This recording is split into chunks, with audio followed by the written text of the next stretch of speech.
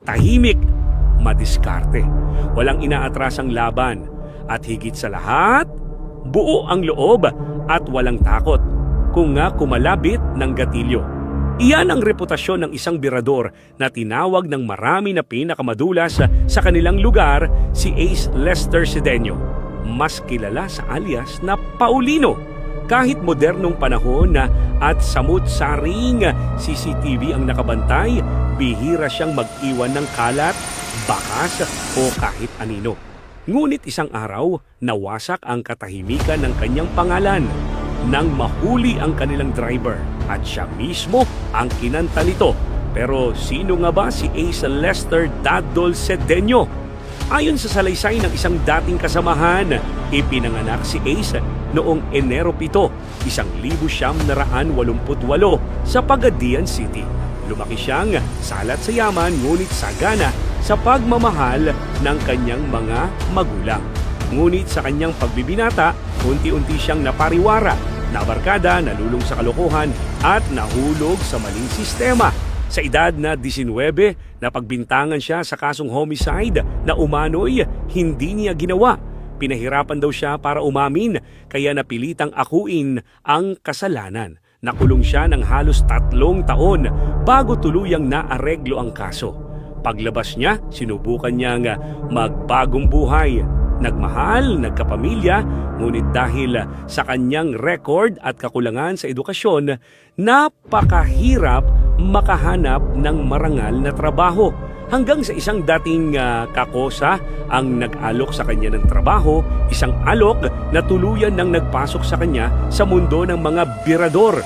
Ang una niyang target, isang ilegalista. At mula roon, nasanay na siya.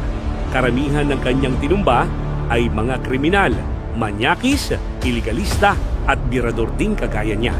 Sa paglipas ng panahon, naging bihasa siya.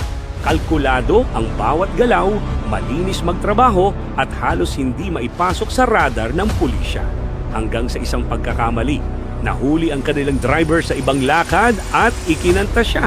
Sunod-sunod ang kaso. 2 murder, isang frustrated murder at illegal possession of firearms. Ginawa pa siyang top 1 most wanted person sa Pagadian. May patong sa ulo na umabot sa humigit kumulang 300,000 piso. Dahil dito, nagsilabasan ang mga birador at bounty hunters na gustong kunin ang gantimpala. Kaya tumakas siya papuntang Maynila at doon nagtago sa alias na Paulino. Sa kagustuhan niyang makapagsimulang muli, nabuo ang plano. Titirahin nila ang isang bangko, ang una at huling lakad ng kanilang grupo. Planado ang bawat hakbang. Walang dapat madamay. 3 minuto lang dapat ang buong operasyon. At noong araw ng pag-atake, halos perpekto ang lahat. Walang nasaktan, mabilis ang galawan, hanggang sa lumabas sila ng bangko. Dapat ay may getaway vehicle silang sasalubong. Pero wala ito sa napag-usapan nilang lugar. At doon nila napagtantong may humudas sa kanila. Isang iglap, sumabog ang putukan. Nagkabakbakan. Ang ilan sa kanyang mga kasamahan ay agad na bumagsak. Ang iba naman ay nagkanya-kanyang takbo para mabuhay. At sa kaguluhang iyon, ang madulas na si Paulino ang nag-iisang himalang nakaligtas at nakatakas. Lumabas ang balita sa telebisyon. Isang matagumpay na operasyon laban sa grupo ng mga magnanakaw ng bangko. Mula roon, tuluyan nang nabuwag ang kanilang grupo. Ayon sa kanyang dating kasamahan, mula noon ay nagbagong buhay si Paulino gamit ang iba na namang alias. Mula sa isang lalaking bihasa sa dilim, naging isang taong lumalaban ng marangal, nagtatrabaho ng parehas at higit sa lahat, lumapit sa Diyos. Matagal na raw siyang hindi humahawak ng armas. Halos 1 dekada na ang lumipas mula sa trahedyang iyon. Ngunit sariwa pa rin sa alaala ng kanyang kasamahan ang mga pangyayari, mga desisyong nag-iba ng mga buhay nila. At ang kwento ni Paulino ay nagpapaalala ng isang simpleng katotohanan. Hindi madaling mabuhay habang nagtatago at kalaban ng batas.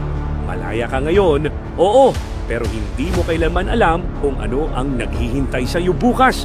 mas mainam pa rin ang mamuhay ng parehas, marangal at may takot sa Diyos.